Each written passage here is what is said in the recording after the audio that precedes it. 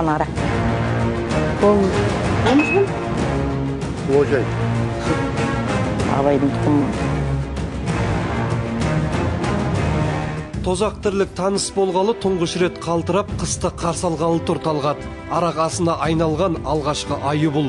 Тұрағын дала, көрпесін картон қылғалы да осынша уақыт. Бірақ түріне қарап айтпайсыз. Мүшкіл ахуалын өзі темір тордың тәлкегі деп түсіндіргісі келеді.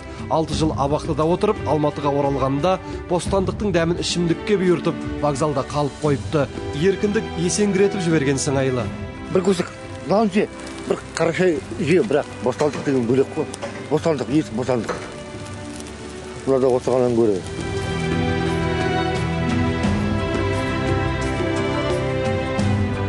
Тонбайсыз ба? Аздап тоғам, несіп тоғам. Торсам анда барып очағам.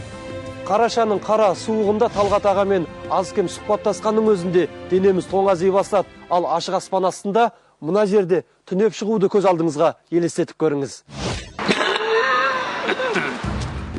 Тағдыры талқандалып, көшеде қаңғырып қалғандарды бомыж дейміз қазір біз. Байға да, кедейге де жатпайтын топтан бойын аулақ салуға тырысады бұл қоғам. Себебі тіршілік үшін талпынғанның өзін жұтып қоятын қоғамға қаңғыбастардың қажеті шамалы. Абайға тақлақ тұр. Шақырымды құдыққа тастаған қазақтар мен ештеңе күтпеймін. Халық сенген қалаулының аузынан да шығуы қиын.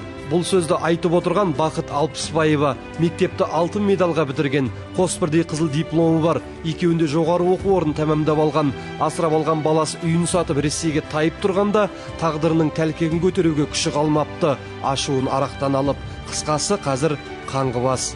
Мен академик болам деп ойлағам. Енді міне көшеде жүрмін. Алам деп биіктерді, асқарларды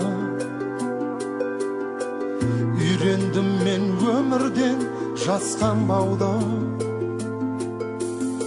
Арнамыз қосқан атым талмай самғар, жүрегім аңсаған қос аспан. Ең қиыны қаңғыбас аталған қауымның қатарын көбейтіп жатқандар өзіміздің қарагөз қандастар.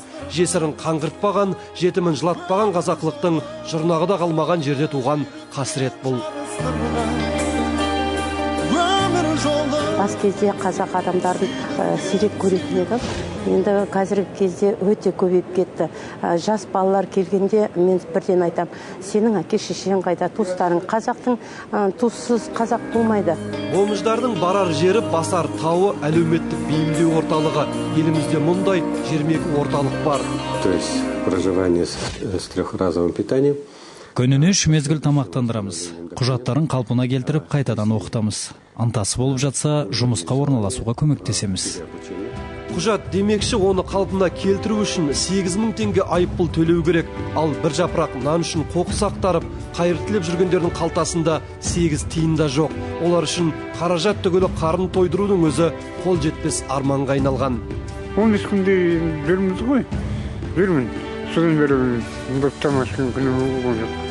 Қыс айында қаңғыбастар баудай түсіп қатары сиреп қалады, арақтан уланады немесе үсі бөледі. Ал сот медицина орталығының сарапшылары осыдан 15 жыл бұрын аптасына 1-2 қаңғыбасты қабылдаса, қазір күніне осынша мәйіттер жеткізіледі екен. Күніне 1-2 түсіп тұрады бізге, 1-2 омыштың мәйіт түседі күніне.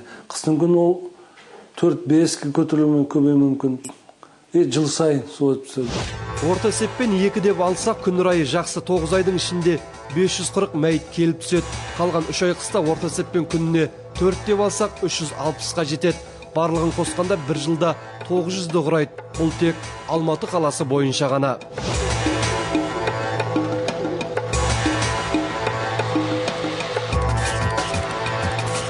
Әрине, ешкім оларды арулап жерлемейді.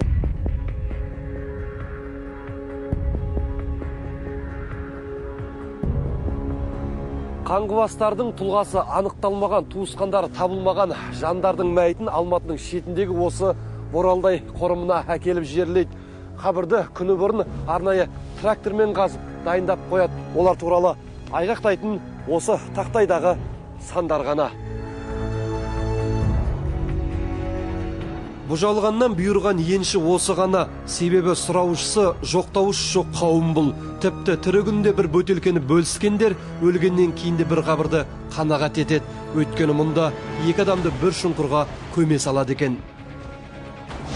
Қазіргі таңда Алматы қалалық әлеуметтік бейімдеу орталығында 280 орын бар. Ондағылар қазір Алматы облысының орталығы Талдықорғанда ғана емес, Қапшағай қаласында да осындай орталық ашу керек деп есептейді. Себебі алып шақар Алматыға арман қуып келіп, жолынан адасып қалатындар жетерлік. Они думают, я там. Они не знают, что я здесь нахожусь. Ал мына Талғатты алда не күтіп тұрғаны белгісіз. Әйтеуір, жан қалтасында туысқандардың телефон нөмірі жазылған қағаз бар екен. Біз арқылы солармен сөйлесуге мүмкіндік алды. Семейден баса шықтым, Алматыдамын, бірінші Алматыда. Мамаға үстіме ойындамасын, бәрі жақсы деп. Жақсы.